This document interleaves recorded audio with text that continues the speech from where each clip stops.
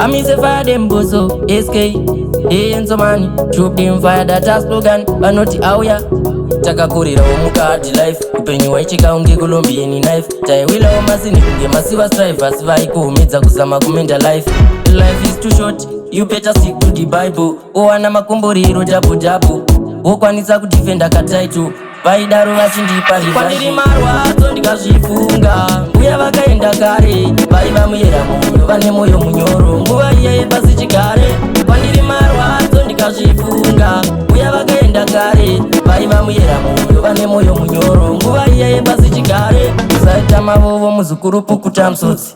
Mwari ndiye anoziva bedzi, ndivo vako vatenzi kwavari uri monzi. Saka chisimba midzi pabasa usaneta usatwakita. Shingirira mpindiro wega ugopeta, bobo zvakaoma bati usaneta uziva pekugumira usazoruka. Kwandiri marwadzo ndikazvifunga. Uya vakaenda kare, vaiva muyera moyo, vane moyo munyoro. Nguva iya yepasi chigare, kwandiri marwadzo ndikazvifunga.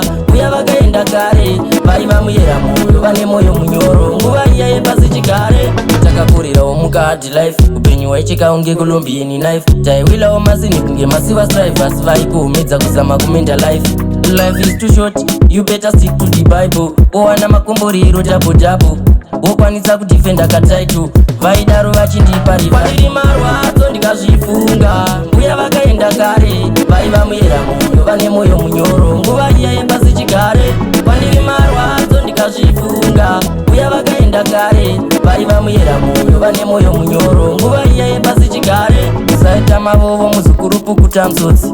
Mwari ndiye anoziva bedzi, ndivo vako vatenzi kwavari uri monzi. Saka chisimba midzi pabasa usaneta usatwakita. Shingirira mpindiro wega ugopeta, bobo zvakaoma bati usaneta uziva pekugumira usazoruka. Kwandiri marwadzo ndikazvifunga.